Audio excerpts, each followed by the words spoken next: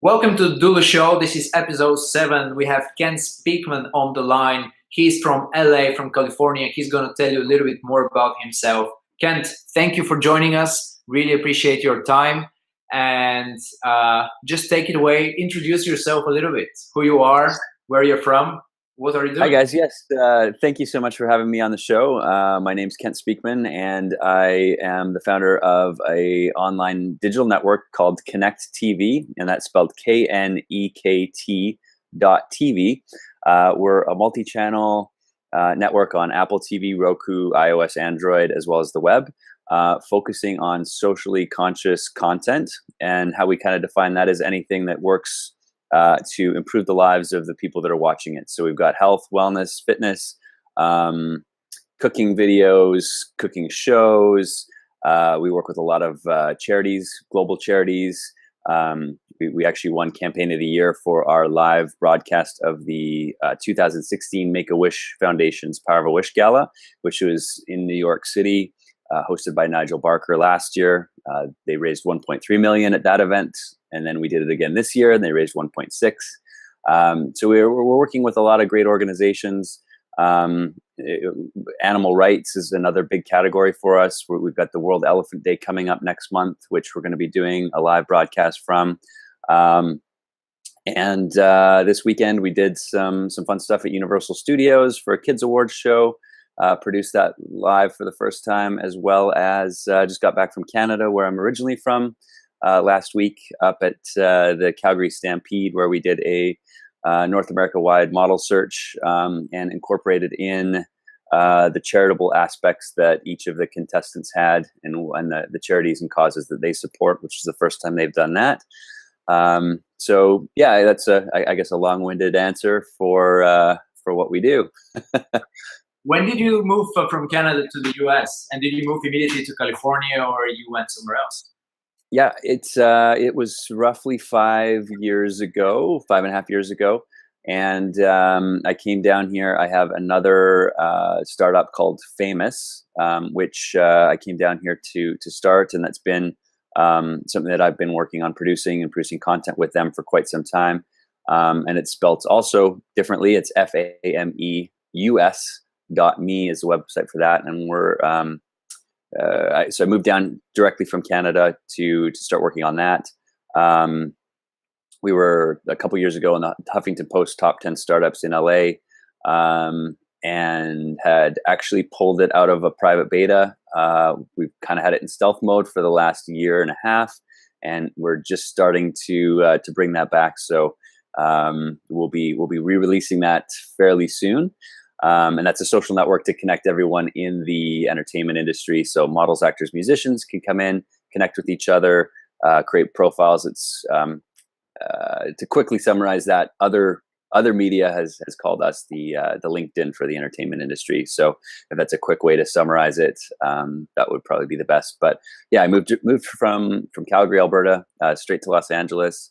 Absolutely love it here, not just because it doesn't get 40 below, but there's a lot of opportunity in the entertainment media and technology sort of industries here that just are more in tune with the kind of work that I'm doing now within the live production space. Great. And you seem to be really entrepreneurial and doing a lot of startups, but basically working for yourself. Have you ever worked for someone else? And like right after university, or when you graduated, what were your first steps into this career? Oh no, you asked me that. I'm just kidding. So while I was in school, I actually started working in high school as a dishwasher at a local restaurant, Italian restaurant, and remained there as I was going through school. And then when I finished up, I actually I was the head night chef there at the restaurant, about 600 seats. So it was a fairly large Italian restaurant with, the classic Forno ovens and everything else. Lots of fun. So I started off, that was my first job outside of, as a kid doing construction for my uncle's company, or, those odd jobs. So I was a chef, and then started bartending part-time, and then actually owned and ran some different venues in the hospitality space. So we had a restaurant, a pub, and a 1,200 person nightclub.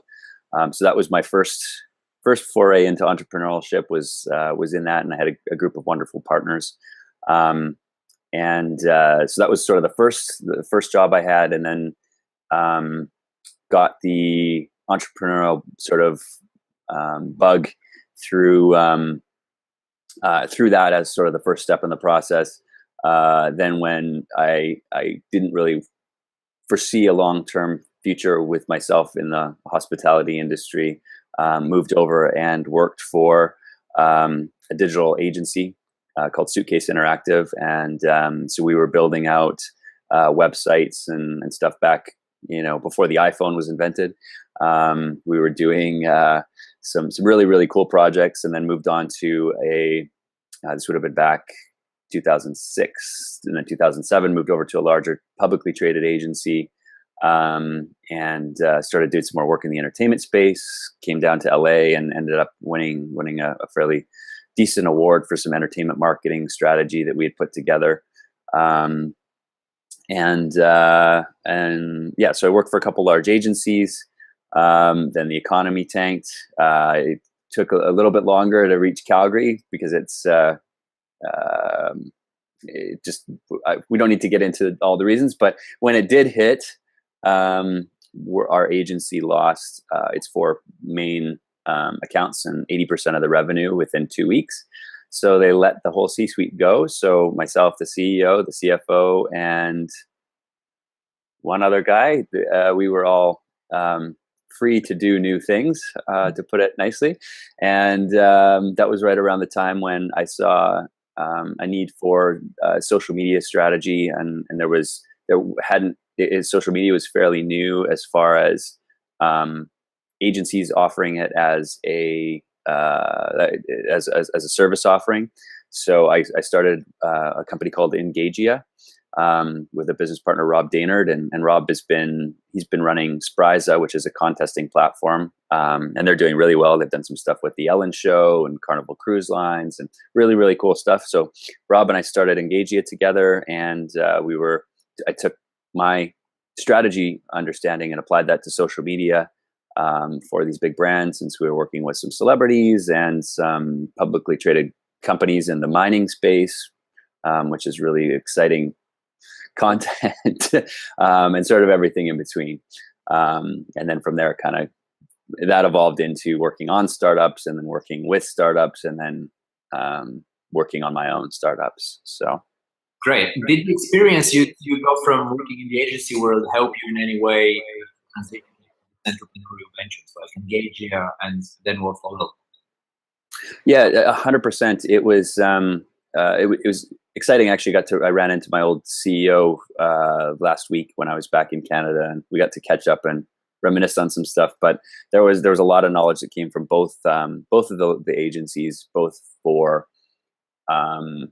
I guess on the strategy side of understanding like what what a brand is looking for, and working on, like, I don't even know how many, over 100 projects in the time that I was there, where I led the business development and strategy for these companies, and then being able to take and apply that to what we're doing now, and just understanding who the people within the organization are, and then what their own internal goals are, and then figuring out ways to help them through what we do. So if it's producing, if we're doing if it's a live awards style show like we do with Make-A-Wish, it's understanding like, okay, well, what are these people responsible for, and what is their job, what are their job requirements, and then just making sure we meet those, so that we're keeping both the clients happy on that side of things, and then also producing something that's going to be a great entertaining show. Nice. And on this journey, have you worked alone, or have you worked with other people? You mentioned you had some business partners on some of the ventures. What's your experience with that, working with a co-founder? It's been great and horrible. So like I mentioned with Rob, one of the best business partners you could have. We had very complementary skill sets.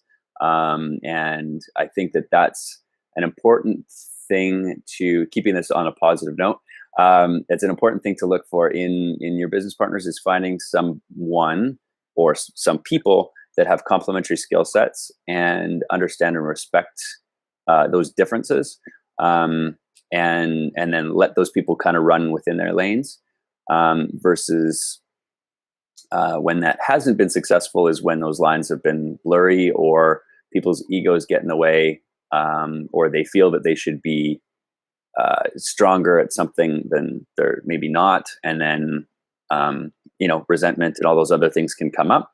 So I think that that's really important for anybody getting into a business partnership, is to really fully vet those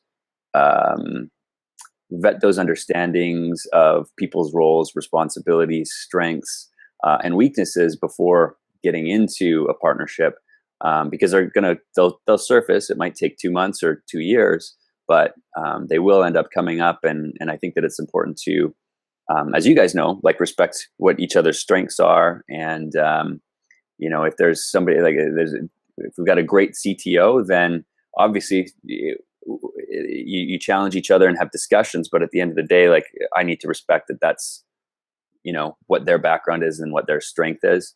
And if you've got somebody who's great at other things, it's just understanding and appreciating, and so that would be my advice on that, without sharing some of the horror stories, because like to keep things in the positive. Those would be the lessons that came from some of the things that didn't necessarily work out as well as the good ones. So nice. You managed, you do quite a lot of things. Is that all going through the company Connect, or is it through different? And how do you allocate your time, having to cover so many things and shifting focus all the time? Is that something you're managing with? Yeah, so I think that actually came, the ability to compartmentalize time management wise with multiple projects is something I learned agency wise, where there'd be times where I would have, I'd actively personally be working on 5 or 6 strategic planning rollouts for different organizations. And then I was managing our account management team. And so, I was overseeing 35 to 50 clients, and just needed to know enough about each of them to be able to speak coherently and understand where they were going. But then also trusting the teams for what they were doing. So yes, right now, my 99% of my time is focusing on Connect, as that is, that's sort of, it's my baby. We launched just over a year ago. We've got 55 channels now, all within different realms of social good. And I kind of treat them all like they're, each organization or channel partner has their own initiatives. And I have to be sure to divide my time and help support them all equally, so that everybody can become successful through creating and sharing the content through the network. Where it can be very easy with some of the things that I'm passionate about to get too roped into just doing one thing, and take off and spend a month going to Africa to make a documentary about elephants, which I would absolutely love to do, but then I'll lose out on all of the other organizations that we're working with. And so it's just a bit of a balancing act to do that. How did you get all the connections that with your clients that you're having right now, or even in your earlier businesses? How did you approach, especially in the very early days, because we're currently at a stage where we are just before launching our own stuff, and we have in our following, it's mostly friends and family. Now it's starting to grow outside a little bit of that network. So it's, to me at least, it's very fascinating to observe other people, how they're dealing with attracting their very first piece of business, basically. Yeah, and I commend you guys. You guys are doing a really cool thing with setting up your organization and doing these interviews and bringing other people in. For myself, I was fortunate being in the hospitality industry. I had amassed a ton of contacts through that business, and when I left, I had a pool of 3,000 contacts to start saying, hey, do you guys need a website built for 150 grand? And not all of them said, yeah, let's do it.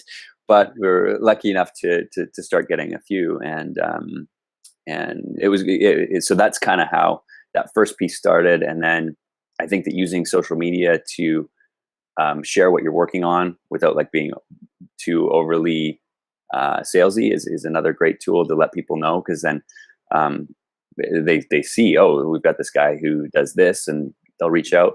And then just being proactive on it, with conferences. And there's actually a great author, and he's become a friend, Keith Ferrazzi. He wrote a book called Never Eat Alone, and then Who's Got Your Back. And they're both about building relationships. And I think that it's important to, as you meet people, figure out what their needs are. And then if you have a way to help them, do that. Like if it's with giving a contact or making an introduction, or sometimes just even a piece of advice. If you continue to do that for everyone you meet without expecting something in return from every one of them, that positive karma, or whatever you want to call it, will start to come back to you. So on the relationship side, that's an extremely important thing. And then we found a lot of success and continue to do events. So coming from that hospitality background, there's kind of two ways to approach putting an event on. You can walk into a venue and say, hey, I'd like to rent your place out. And the guy's going to ask you for a check and a minimum amount of a bunch of things, and it's going to cost you a lot of money. The other way is to go in and say, look, I know you guys are kind of slow on your Sundays or Tuesdays or whatever day you want to throw your party. How would you like me to fill this place up? And then you give me a cutback of the sales. And so it's just two different ways to do the exact same thing. One of them you profit on, the other one costs you a lot of money. So by putting on those events, we've done that with pretty much everything that I did with Engagea. We did a tour across Canada with Adrian Grenier from Entourage for his movie. Brought on some other partners to help sponsor that. And that was great for exposure for us. And then from that, I was on that tour. Like we were doing the tour, I was in Toronto, and I got a call to fly to San Francisco to come speak at another event, just because once the momentum starts, it can continue to go if everything's going as it should. So I think that, doing the events is another great way to connect with people, and finding, like with you guys, I would say my friend Lamar, he's doing Styling the Modern Man. So he's putting on these events. He's got one coming up next week here in LA. So it's finding a way to put, like, he's got fashion, scotch, and cigars all coming together for like a gentleman's kind of night.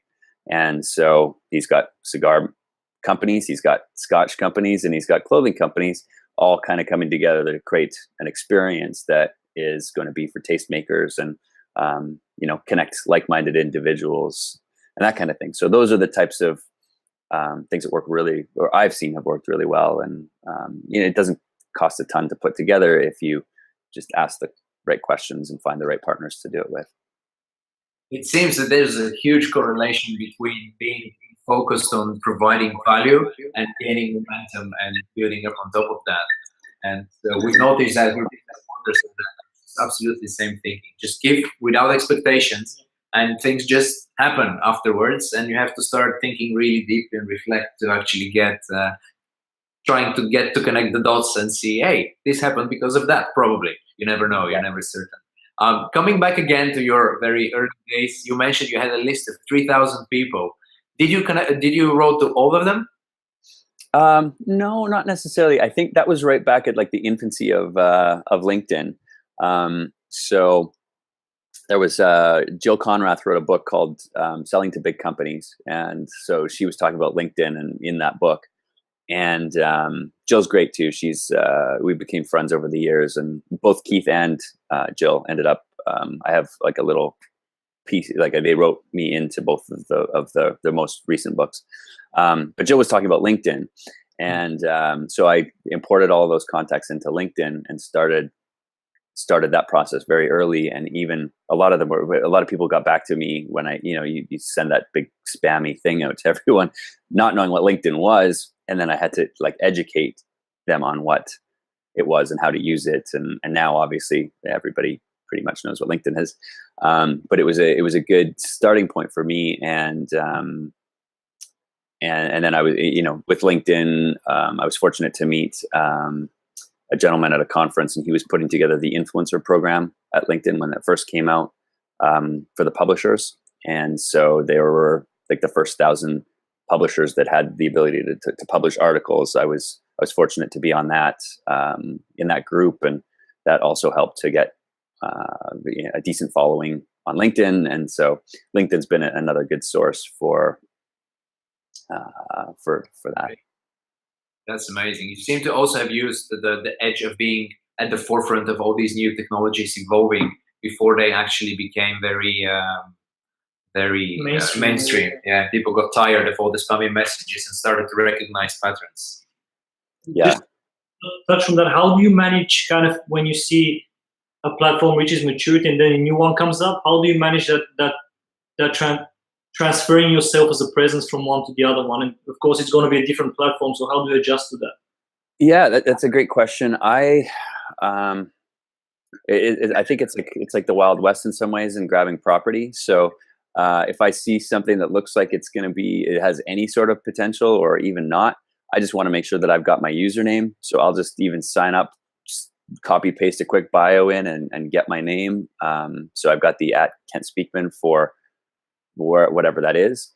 And then I'll play around with it a little bit and see kind of how it goes. And if it looks like it's viable or good opportunities are coming from it, then I'll stick with it. But I think I've had less time to explore those lately than I used to sort of earlier on in my career and that kind of thing. So, but it's incredibly important, especially as you're kind of getting started out and making those connections. And I guess it depends too on your what the role is you're playing within your organization. If you're in a business development role, yeah, you should be all over all of those. There's some other cool ones out, like I don't know how popular they are in Europe, but like Shaper, it's another one for discovering business opportunities. Shaper, sorry for interrupting. Shaper is actually based in France.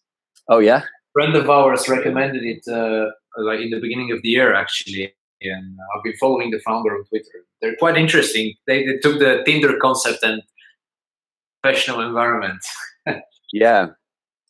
So that one's pretty. There's cool new things that are coming out like that, and I'll test the waters with them and see how it goes. And yeah, even like Angel List, I'm sure you guys are on that, and it's I haven't kind of used it. It comes and goes. Like I'll use it for a little bit, but yeah, I think at the end of the day, most of the opportunities have come from LinkedIn, a little bit from Twitter. And which networks are you using? Sorry, pardon me? Which are your top three or the networks that you're dedicating your most attention to at the moment? I would probably say it's going to be a combination of LinkedIn, Facebook, Instagram, Twitter. Kind of, it's not really answering the question, but yeah, it's those would be the top four. I've kind of got my stuff set up so that that's where I'll focus it. But if I post something to Instagram, then it also ends up on Twitter, on Tumblr, on it kind of just disseminates through. Yeah, I don't know if you guys use If This Then That, but I have a bunch of recipes set up so that way I'm still sharing stuff to the networks. Even wow, I'm lost on it. The one from Russia, the Russian social network. I'll probably butcher saying it, so I won't even try. But I've even got my If This Then That, so I'm sharing content there. Although I have it's a very much lower engagement and connection group there. I don't know where that's going to go in the future. So there'll be a history of content that's been shared, and yeah. Now I've got a really kind of a selfish question, because we're thinking about trying more live stuff. And what will be kind of a quick overview of that landscape currently? And of course, you have a lot of experience in it. So what would be kind of your do's and don'ts if you want to start into that space as well? Because it's very different to like filming a vlog and then having a live cast. Yeah. So yeah, live is very different. And so the approach that we've taken it's been a little bit different. I think I've done 2 live videos ever using my phone. And that's because I want to be, known for doing live in a very professional way. Like we did this show in Canada last week, and so that one went live onto 7 different Facebook pages, 2 different YouTube accounts, a couple Periscope accounts, Twitter accounts, and then Connect TV through our network all at the same time. And the biggest thing that everybody was coming back, because it was a multi-camera live show with, switched between different camera angles and graphics and music and like a full show. And everybody, the most common thing that people said was, I can't believe it was like watching TV on Facebook.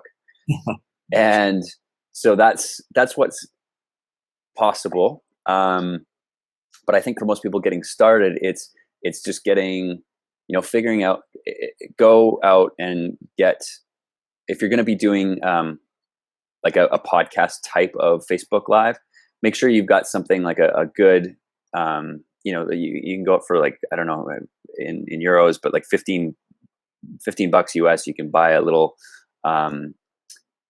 tripod stand for your phone. And get that and get your sound right. And then you can get a couple lights. So you've got at 45-degree angles. So people can see you clearly, hear you well. And just start off with that. If you're going to, start with Facebook Live using your phone. We've got a few people that we've worked with which do a lot in the health and wellness space that have been doing that. So that's sort of like the first level of getting into it, I would say. And then figure out what your narrative is, rehearse it. And then, because it's live and not everybody is, professionally trained media personalities, it's different. You can't edit. So, figure out what your outline is. And then what I recommend to everybody is, like, you guys, I can see the whiteboard behind you, put your outline of your key topics, write that down, and then put that behind your camera. So if you're going along and you're 5 minutes in and you start to stumble, you've got something to look at and you're not like pulling out paper. So your audience isn't going to necessarily notice that you're lost on your train of thought.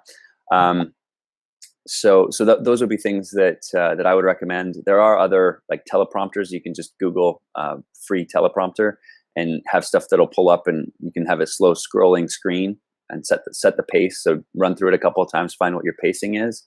If you want to be delivering like a monologue or a speech at the beginning of your introduction to your live show before doing the interaction with the guests. And I guess at a first phase, that would be it. And then second phase would be, you could look at getting some different cameras, and there's like Wirecasts and other platforms where you can add the graphics and stuff in just on if you've got a decent computer, you can kind of plug in and run some of that software. A lot of it's free for, they'll either give you the free version with a watermark, or, it's around the $400 mark, and then you can remove the watermark and have some, more advanced features and higher definition, go from 720 to 1080, that kind of thing. And then consistency, that would be the other thing, is if you're going to do it, pick your date and time and then stick to it, because you want to be building an audience that's going to come back to you and know it's, if it's Friday at 5 o'clock, that's the time that you guys are live. I don't necessarily recommend that's a good time to do it. But if it's Wednesday at 2 o'clock and you've got your half an hour show, your audience will start to know that. And then, you can have them set reminders, and just like anything, just building that consistency up. That's what I've seen for the most successful sort of people in the live space. And I've gone to a lot of the conferences, and there's so many different places. If it's, live, I've met people who have successful hundreds of thousands of view cooking shows using just on Periscope. And, their biggest thing was just consistency and continuing to put the content out at the same time, coming up with a format, getting good at it, and then just having fun with it. And what kind of content would you say kind of works best? Should it be, let's say, a two-way communication with the audience, or is it something that we kind of speak only and then wait for reactions? So what kind of content do you think works best for live? It's so for a lot of the stuff that we do, it's a little bit different. Like we're not like when you're doing like a Facebook Live, and it's, I'm showing you Coachella with my phone, and I'm talking to you. People are commenting, and you're talking, and it's shaky and all over the place.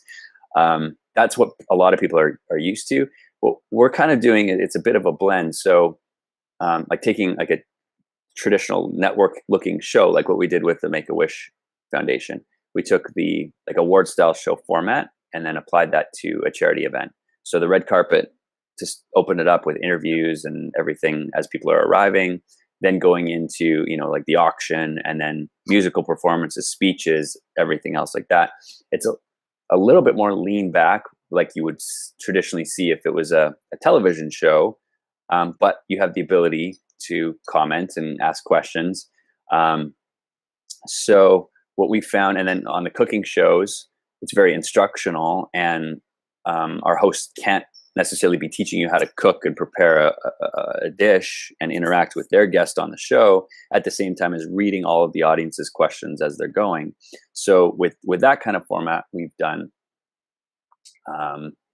we'll do the cooking segment, and then she'll say, "Hey guys, type your questions in, and we're going to get to them at the next break in between, this dish and the next one."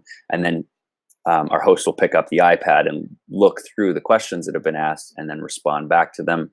Or sometimes we'll have like a production assistant go through and pick the best questions and then actually just read them out, and then the host can answer them in that format. So it's a fun, unique new landscape to figure out the best ways to do that. But that's what's been working well for us with the format that we're doing.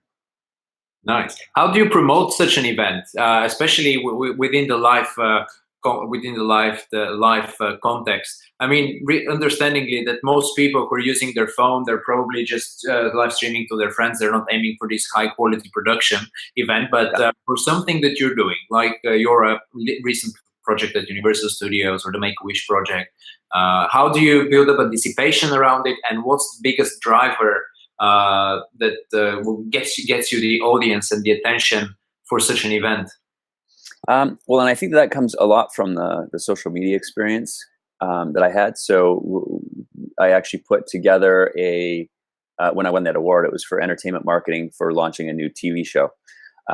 So we take that same mentality and thinking and apply that to every live show that we're doing, if it's just on Facebook or if it's across all of the platforms, like the one we had last week.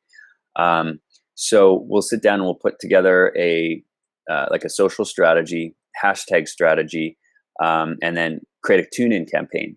So if we've got a host for a show, and we know it's going to be, it starts at Friday at 8 p.m. We're doing the red carpet from whatever that is.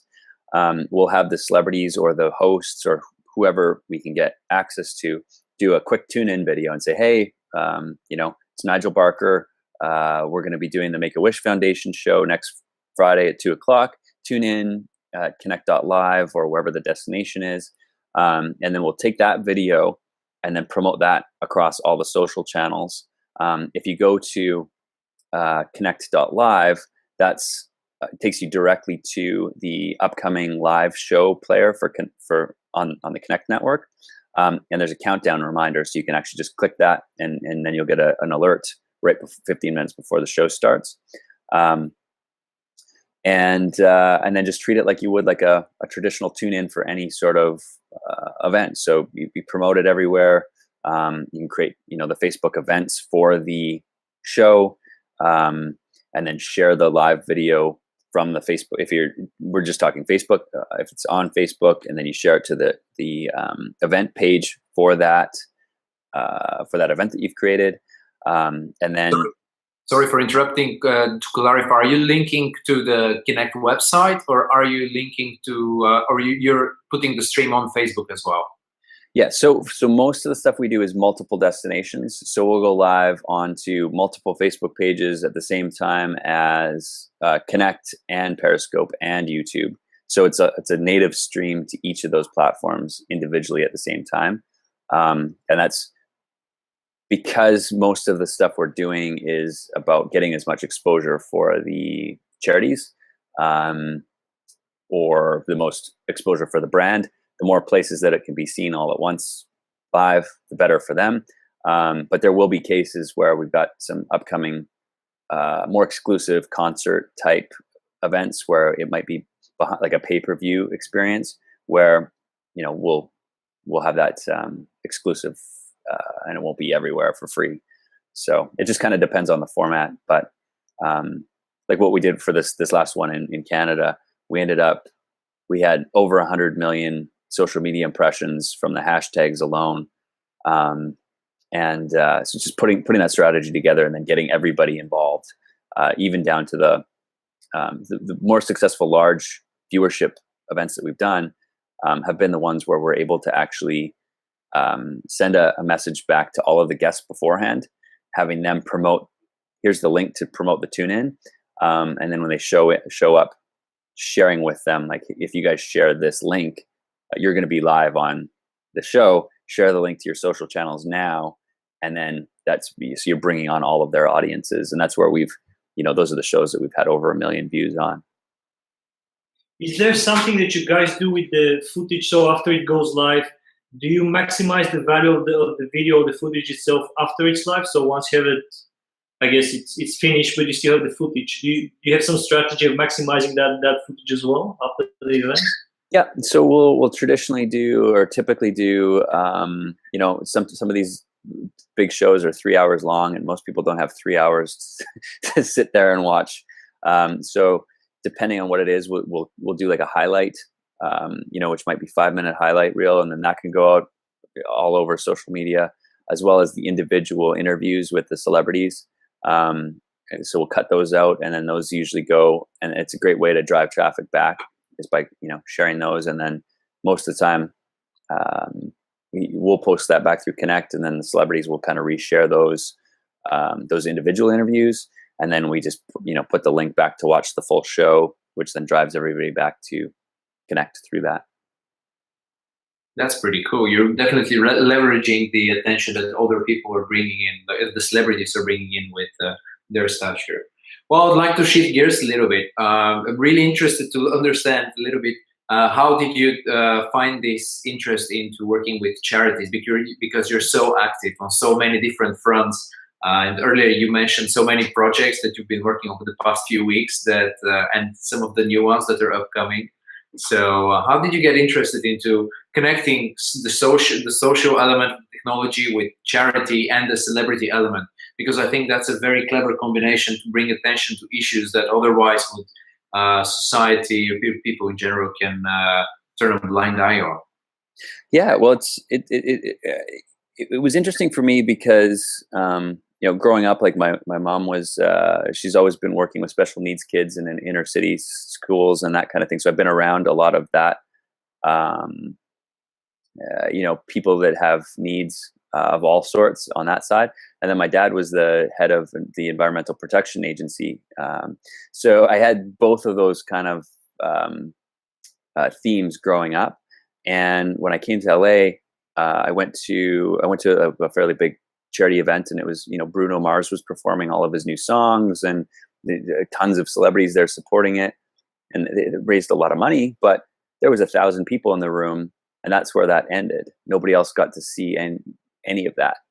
And so I thought to myself, if we could take this, there's a high entertainment value, there's a great message here, and a lot of people would love to experience that. And so I was actually working on another short form TV series about bringing awareness to human trafficking issues. And I was working with another partner that was doing some live sort of streaming stuff prior to Facebook and YouTube Live coming out. And I said, let's do this event, stream the red carpet and performances and everything else. And that was my first live show. And it's got over 1 million views, and that was kind of how it all started, was from that. And then just started doing more and more stuff in the charity space, and then discovered that people really like the celebrities that are traditionally don't, they have a lot of people want their attention and interviews or for their time. And when we started talking to them about what really mattered to them, it was a different conversation than oh, what shoes are you wearing, or what, the traditional entertainment TV stuff. And so just kind of found a niche and wanted to grow with it. That's pretty cool. And what would be your, not ideal, but the dream thing that you haven't achieved yet in terms of combining all these three elements, so the charity, the celebrity element, and the technology in the future? That's a great question. I think it's honestly just continuing to grow in what we're doing, and it's been a really good steady growth. We got to do, we did the red carpet at the Oscars stuff this year, and then we started off doing the all the gifting stuff at the Emmys, which then turned into actually there was only 3 media partners backstage at the Emmys that actually got to interview everybody. So that was pretty exciting. It was Access Hollywood, Entertainment Tonight, and Connect. And so we produced all the backstage components with them, and that was really cool. So I think more of that, and then being able to bring in those important topics into larger shows. So like my friend Michael is the executive producer of the Emmys, and he's a big animal guy, and they ended up bringing out a bunch of wonderful rescue dogs and stuff this year. I don't know if you guys caught that or saw that, but so he's doing those things already, and I think that being able to incorporate more of the things that matter into the bigger shows, I think, is what excites me. And even with this thing we did in Canada, applying the causes and having everybody have to share what matters was something they've never done, and some of the people they're asking, why do I have to pick a charity? And then when we explained it to them, then they're like, oh, that's kind of cool. And then so it's just changing the mindsets slowly. And people, if you have 1,000 followers or 100 friends even on your Facebook page, and you're able to share something that's, improving the lives of the people that see that, not everybody even realizes that they have that power to do that. And I think that was an exciting thing for me, was like some of these people had a lot of fans and they didn't understand why they should do it. And then when they realized that they could influence these people to, donate to Make-A-Wish, or to help, in whatever way they can with some of the animal organizations, then it just like a light went off. And I think the more of those lights that we can have going off, the better. So that would be my goal with it, if that's the best way to answer that. I don't know if it was really definitive, but well, it's pretty ambitious. Anyway, it sounds great. Have you found any, what are the biggest barriers when you talk to people trying to explain to them or trying to convince them to join a charity or to get involved in one? I think it's most people have something that they care about. They just don't necessarily know how to get involved, and not everybody's in a position to donate money, but they have time, and they have the ability to, even just by sharing, like you could go on and pick whatever is something that you're passionate about. Even just by going and sharing content from those organizations, you're doing something to help. If that's all you can do, then that's great. You're doing something, versus just going, oh, I don't have money to donate, or my $3 isn't going to make a difference. But it does, because it all adds up. And even just putting the effort into to share that content is that's all that some people have, and that's enough too. It doesn't have to be about, you don't have to go fly to Africa and build wells and donate. If that's not possible for you financially, then but that's what you care about. Go find a cool organization and tweet about it, or share some of their stuff on your Facebook page every once in a while. And that's, every small step matters. It makes, that's another shift of the topic. But is there any future trends or consumer behavior changes that you kind of foresee, and then how are you adjusting to those with your companies and initiatives? Well, I think that I kind of said this a year ago, and it's coming. It's happening more and more. So if you remember when Facebook came out with the brand pages, and so you could set up a profile page for your brand, and every time you posted, if you had, let's say you have 100 people that were following your brand, eventually 100 people would see that in their newsfeed. And then they've changed that now, so roughly 2 to 5 out of that 100 people would see that unless you paid to boost it. I feel like that is going to happen the same with the live space. And there's huge initiatives around LA. Like, I mean, billboards, buildings wrapped with Facebook Live. Like, it was crazy promotion at the spring for Facebook Live and getting everybody hooked on it. And even when if you go back 6 months ago, anytime a brand or your page would go live, everyone would get a notification. Now that's changed. You have to sign up for the notifications for live. What I see coming is going to be the same thing as paid posts and boosted posts for regular content. You're going to have to pay to reach your audience with your live video. I see that's going to come. I just sort of an intuition or a superstition, a guess, whatever you want to call it. I think that's going to come. And I think that that's also a key component in what we're doing with having the Connect network is as we're building our own audience, we can go live to Facebook, but we're not going to be reliant on it. And I think that's extremely important. And then also for the ad revenue opportunities that come with having like our own platform and our own ad server. We aren't limited to the restrictions, or like our content partners aren't getting the small amount of ad revenue that they would get from having a YouTube channel. It's much more significant.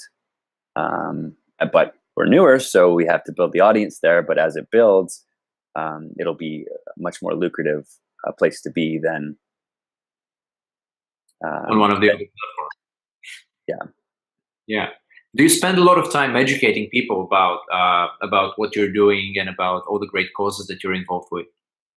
Yeah, it's a big part of it. I think both on the live production standpoint and then on the charitable side. I think like a lot of people still don't fully understand that like you could produce something that looks like a television show and have it on Facebook with multiple cameras and introductions and music, and they're 9 out of 10 people just think that it's like you pull out your phone and that's the only way to do Facebook Live, or even on YouTube Live or the other platforms. So that's been an interesting educational piece, and then it's also with the budgets that it takes to accomplish those things. People are, I had a conversation with a wonderful gentleman yesterday, and we were talking budgets, and he had TV like NBC budgets kind of in his mind. And we're obviously not charging those types of rates. So it's finding that balance for, what works and, what we can do with different budgets. And, we don't need to bring in 45 unioned workers to pull off, a 7-camera live show. But it's going to look not too far off from what that might look like or what you'd expect to see. So it's those are the kind of exciting things. And then just being able to do stuff that traditionally would have, I had probably shouldn't say which network, but I was having a conversation with the main live director for a pretty big, well-known network. And he was asking a lot about the charity stuff that we do. And he's like, yeah, I couldn't touch the stuff that you guys are doing for under like $150,000 per show. And that's not what we're charging these charities by any means. So it's interesting in that aspect as well. Pretty neat. How many people are involved from your side to stage such an event and surrounding one production? It kind of depends on we've got the smaller stuff. It can be myself, a camera guy, and a host. and we'll just go out and, like, if it's, for a lot of the award style shows or the red carpets, that kind of thing, or I don't even necessarily go. We've got Jesse, who's one of our producer shooters. He and Papa Joe, you guys should check out his channel. Actually, I should connect you guys. You should have him on the show. He's you're writing it down. Yeah. So they'll go out and cover stuff, just the two of them sometimes, and then on the bigger ones, we'll have like 15 people working on them. So kind of varies, but yeah, you guys should check out Papa Joe's channel. He's on Connect. I'll give him a quick plug. He that song Tonight, the DJ Saved My Life. That was him. And then he saw himself on TV after that and realized he didn't like the way he looked. So he started walking and lost 250 pounds. Yeah, great guy. He's been on like every major talk show, from the doctors to Rachel Ray. And so he's got a channel on Connect, and we're actually going to be launching his cooking show within the next 2 weeks. So nice. I've always said that walking is the most underestimated form of sport. Really.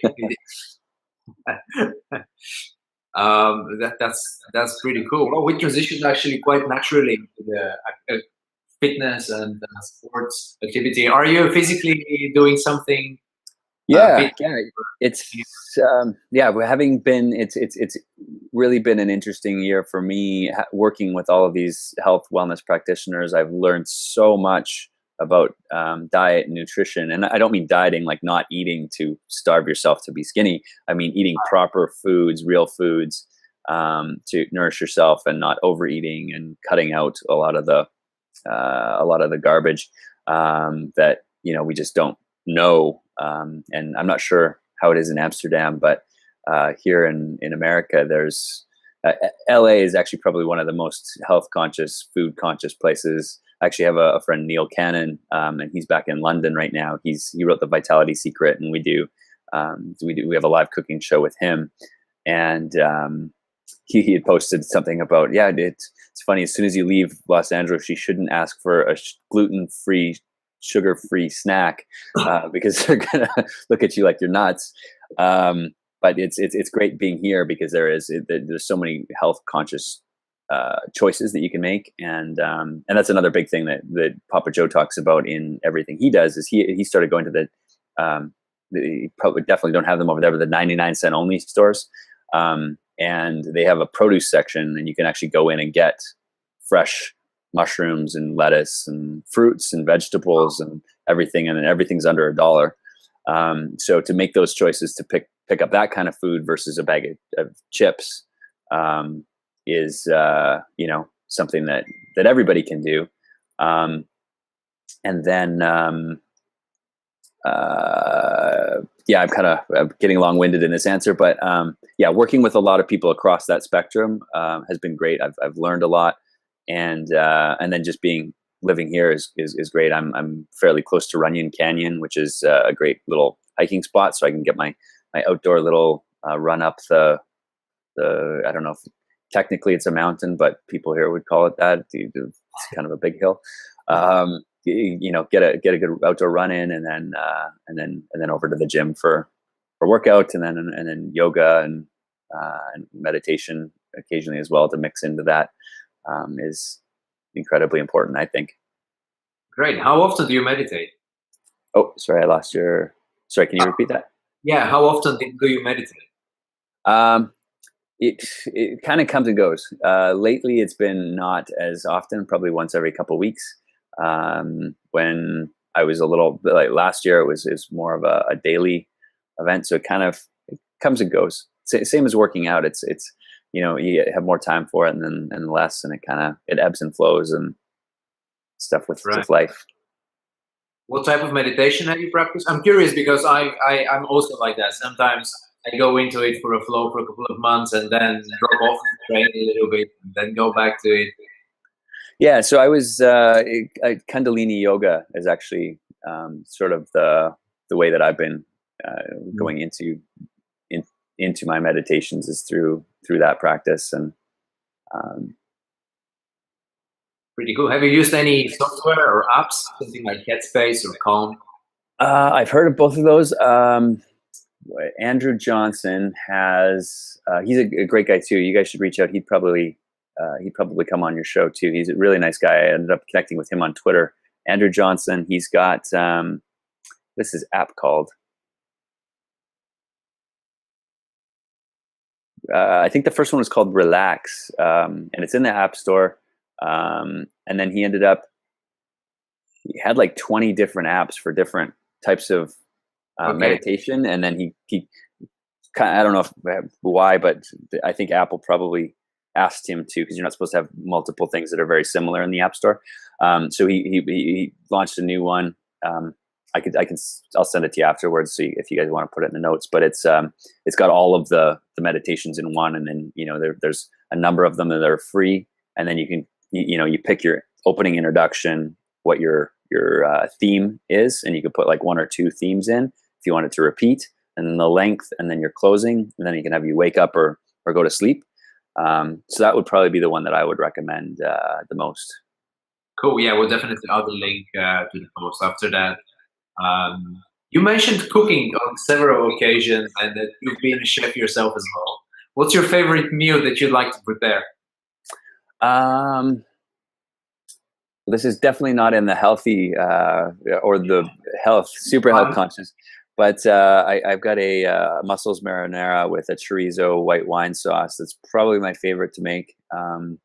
And then the other one that I've done a couple cooking competitions with is I do a bison burger, which is also pretty good. And all of the vegan friends that I have, if they're listening to this, are probably going to hate me for saying this, but those would be my 2 specialties, I think. You don't get bison in Europe, I think. Is that a Canadian thing? Because I listened to a podcast about a month or so ago to someone who is having yak meat, and I think they got that or got hooked on that in Canada.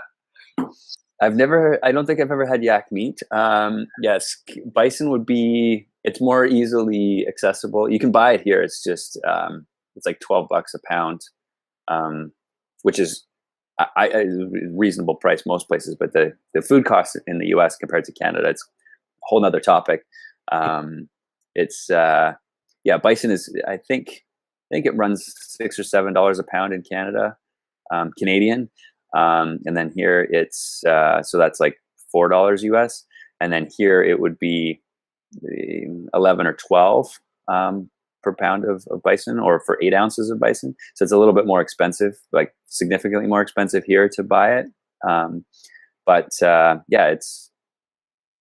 a leaner meat than beef, and it's got a little bit more flavor and stuff like that. And I'm saying this going, oh, I hope my vegan friends aren't listening to me explain how much.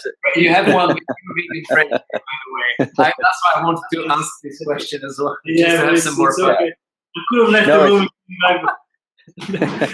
No, it's good. Like I do enjoy. There's a lot of great vegan restaurants, and I do eat I do eat vegan meals and stuff from time to time. I've changed my diet a lot since moving. Like, it was back in Canada, it was a lot of red meat, and now it's shifted to more fish, little bit of chicken, occasionally red meat. Like, it's now, in Canada it was legitimately 5 days a week, and here it's maybe now, over the last year, it's once every 2, 3, 4 weeks for red meat, and then just more fish. So it's, and that's a whole, I don't know if you guys have seen a lot of those, like Cowspiracy and all those other movies, documentaries in that space, but it's, there's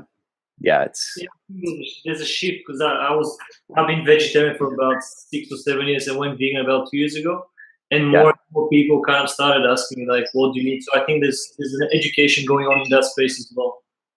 But I'm just waiting and trying not to be one of those vegans that just shouts about veganism. But in LA, what's kind of the lifestyle dynamic? Do people usually cook, or do you go out to eat? I would say most people go out to eat, but most people also didn't have professional chef training. So I find that I do cook at home a lot more, and I can prepare something that's going to be a lot healthier, at a very decent price point and still taste fantastic, versus, you know, if I were to go and try to eat healthy, high quality food all the time, it would be very expensive. Which is like that's the problem I think that we have here in America in general, is it's, you know, you can go eat for $3 or $4 at a fast food place and you're just filling yourself with horrible hormone filled, bad for you junk, that wasn't prepared with any sort of, you know, love at any stage. And then most people don't know that you can eat affordably and healthy and have those options. So that's really cool that, you know, I'm fortunate to have a friend like Papa Joe who's doing that and educating people on that piece of the spectrum. And then, you know, people like Sophie Jaffe and Neil and Colin that we're working with that are taking them to that next level where it's, you know, getting into the, you know, the more refined things, like, you know, some turmeric intake and watching your pH balance and all of those things to have your body functioning at an optional state. That's pretty cool. I really like the when you mentioned the 99-cent stores concept of having fresh produce in there. Is that produce that's about to be thrown away from some of the other chains, or how do they manage to sell it at such a low price? I think that it's probably. I don't think it's not like the second rate stuff, because it's literally like, it's like Driscoll strawberries, and you can go into Ralph's and buy the same ones for $7 for like a carton, whatever it's called. And they're the same ones there, and those would be like, they'll be on for $2 at the 99-cent store, because they have some stuff that it'll be, you know, like a quart of strawberries for $1 would be insane. So I think it's probably just like supply and demand, where similar to, and I don't know, I'm not sure what the European equivalents would be, but like the clothing stores where you can go to, like a Ross here in America, it's, you know, the manufacturers create so much, and then there's just not enough demand to be able to sell it. So the clothing, you know, some of it goes to the like a Ross store, which is like a designer discount store. I think it's a similar model that they have with the 99-cent food, because it's a lot of it's consistent, but it's not all consistent. Like, you'll go in sometimes and there'll be, you know, tons of great bananas and fruits and other things, and then other times it's a little bit more sparse. But the staples are there, like the lettuces, and, you know, and a lot of it's the exact same brands that you're buying in other stores. And, you know, some of the stuff, like, I would say you're right as far as the a lot of the canned goods, the shelf life is shorter, so it would be. But I think it's sort of the same model. It doesn't like go to a traditional grocery store and then get sent there. I think it's just the manufacturers that's sitting in the warehouse, and they're, you know, oh, we've got 10,000 extra cases of coconut water that's expiring in 3 months. Let's ship that off to the 99-cent stores, and then, you know, the $3 coconut water is, you know, 2 for 99 cents, and they'll just blow through that extra inventory. So. Is that a chain of stores that's doing that, or is it just independent 99 stores that are kind of within that? Yeah, that one's a chain. It's an American chain, and I don't know if there's equivalents even out east in the U.S. or if they're across the U.S. But here in the West, they have that, and it's available, and it's a great spot. You know, if I need to go pick up a bunch of, like, you know, you're cooking for friends, or you're doing a big meal and you need like a bunch of, you know, cremini mushrooms and things that are like vegetables, you know, you can go and then for $8 get $40 worth of vegetables that you can put for, you know, if you're making pasta or those types of things. I think it's a great concept. Is that a trend that you see across the US? Of healthy living, there's more appreciation about what you're putting in your body, people educating more themselves about how to train, how to eat, and looking at dieting not as eating less, but actually what you're eating. Is that only on the coast, or also throughout the whole country? That's a good question. It's definitely here. I don't know. and I think there's pockets throughout the U.S. And those would probably be in the more sort of up and coming, newer, like the Austins, where you've got a lot of, or Denver, like Colorado is extremely health conscious. Seattle, New York is like a blend of everything, obviously. But I still think there's a lot of America that just doesn't understand or have access to the tools to learn or educate for whatever socioeconomic reasons those are. And then it's easy to get cheap junk food everywhere. It's hard not to. It's like, right. You can go pick up a 99-cent cheeseburger when you're rushing around and having a busy day. Go through a drive-through for $1 or $2. You've got some fried potato chips and some greasy burger on a white flour, horrible, but people just don't know, and it's easy. So it's not as easy to eat healthy as cheaply, and I think that's a problem globally. But fortunately, when it comes to food and well-being, convenience kind of is being even a priority instead of looking more into the long-term view of things. Yeah, but again, it's about education. I think that's kind of the most important thing. I kind of get like the same question, like, are you vegan? Where do you get your proteins from? But it's only like a Google search away to find, like, you replace these 5 products with these plant 5 products. So it's just about educating yourself and having the initiative to do that. So it's not, I think there's a big shift kind of happening at the moment. So yeah, I think it's exactly things like that, and what you're doing as well. I don't know, but are your cooking shows kind of related to that, promoting this idea of healthy well-being? And yeah, everything that we're doing on Connect is tying back to that in some capacity. So like Papa Joe's cooking show is going to be about that, eating really healthy and finding alternative ways to do it that aren't so it's affordable for everyone. Sophie, she's got a superfood company, which you can buy their products online. It's called Philosophy. And so she does like a lot of superfood, and they're gluten, vegan friendly products. And so she incorporates a lot of those into the things that she's preparing on her cooking show.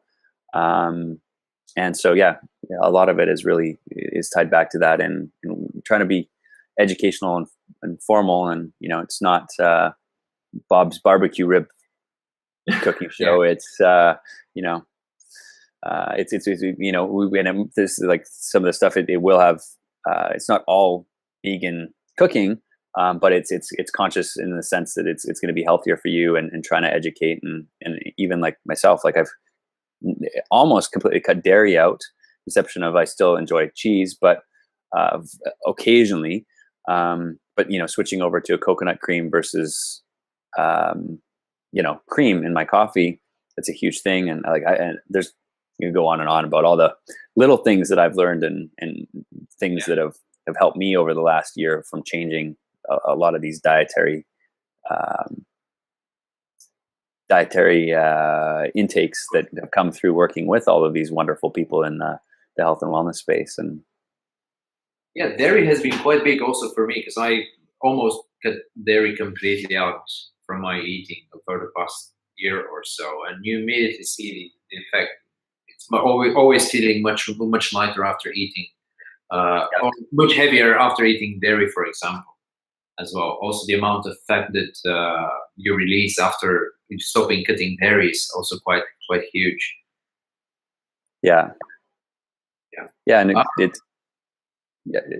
it's been interesting. It's you really made it up for the buffalo steak conversation. Thanks. No, but since we've been living together, we're roommates. We also studied together in school, so we know each other for more than 10 years. And we've been sharing either a flat or a house for the past 3 years. Almost 3 years. So my eating is almost the same as his, which is almost vegan. You as well. Like I'm eating meat once a week probably. if that as well. And I don't really miss it because there are other great foods that you can get out there. And again, it opens education. And yeah, and here too, like that's the one good thing about LA is like that you can get whatever you want. Like there's probably a bison burger vegan option someplace. Because yeah, like you can get like I've gone places and they've got chicken wings that are vegan chicken wings that taste like I don't even know how it's not chicken in there. Like it's almost weird for somebody like I have vegan friends that you get in like the chicken chains is probably not really chicken. It's also a lot of soy and other stuff they put in it. Yeah. So I think us moving, like meat eaters moving to eating soy-based meat is not a big difference. Yeah, it's not real. It's not real chicken anyway. So yeah, we're not missing anything. Yeah. Well, yeah, because that's a whole nother topic of the stuff that goes into those things. But yeah. Exactly. Well, shifting gears a little bit and probably wrapping up because we want to let you go with your day. And what are the plans for Connect TV in the next year? Well, we've got 55 channels now. I hope to see by the end of the year to peak that 100 channel mark. That's really sort of our goal for growth is to try to reach that 100 mark, and just keep growing in what we're doing and bringing on more great content partners and channel partners. Yeah. Is there something that you want to not promote, but tell our audience and potentially your audience as well about something that we should be looking forward to seeing? What is coming up? We've got some pretty cool music artists that we're going to be doing some pretty big stuff with, and I'm under NDA and can't say who yet, but we've got a pretty big musician that I'm sure everyone would know who is. So that we've got coming up in September.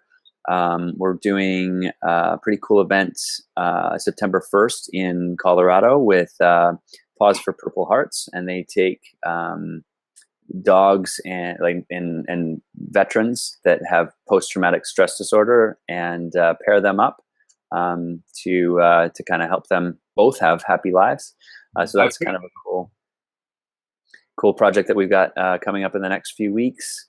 Trying to think what else is on the. There's a whole bunch of other stuff that's coming next month, and I'm just not thinking of it. But yeah, those are. No worries. We're going to leave link out to everything. Just also mention where people can find out more about you, about Connect TV, and some other links or references that you want to put. Oh, great. Thank you. Yeah. So you can find me. It's Kent Speakman, KentSpeakman. And that's pretty much, as we were saying earlier, every social media handle. You can find me there. And then Connect is KNEKT.TV.